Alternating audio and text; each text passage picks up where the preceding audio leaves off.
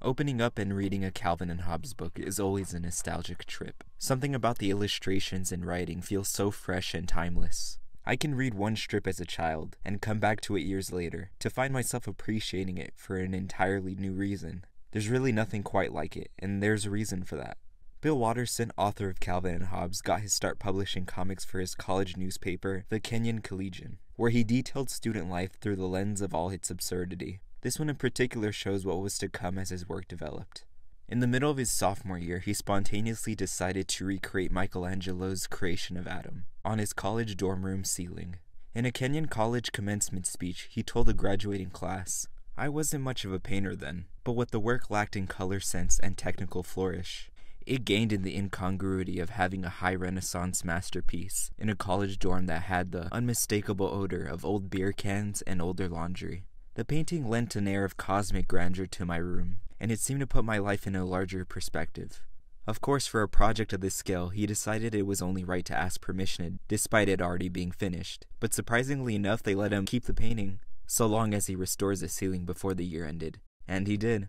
In hindsight, Watterson said, "My fondest memories of college are times like these, where things were done out of some inexplicable inner imperative, rather than because the work was demanded. It's surprising how hard we'll work when the work is done just for ourselves."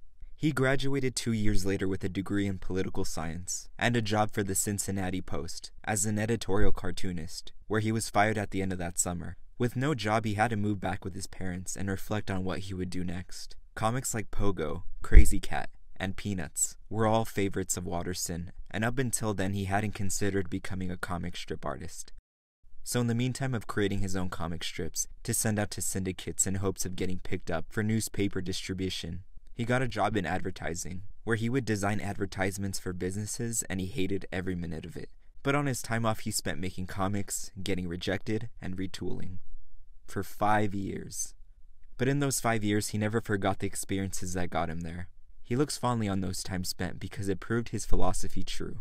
Much like the Michelangelo painting in his college dorm room, the comic strips he was making were done so on his own whim. Right there and then, it wasn't about the money, but rather his own yearning for being creative, just because he wanted to. On November 18th, 1985, Calvin and Hobbes premiered on over 100 newspapers, and steadily grew in popularity, which led to syndicates pressuring Watterson for licensing the rights for merchandising. But he couldn't think of a single product that wouldn't compromise the spirit of the strip. And that philosophy right there, as well as what carried Watterson before, is exactly why I think there's nothing like opening up and reading a Calvin and Hobbes book. I feel the experience and nostalgia cheapens when you have characters shoved in your face years after they should have ended, and is only still around to make money, regardless if the original talent is active or not. The world of Calvin and Hobbes has and will forever live in their own world, not on a t-shirt, mug, or stuffed animal. That's what makes the bond between the time you read it as a kid and whenever you choose to go back to it so strong. You have to seek it out, not because it's what they told you to do on TV, but because you really want to.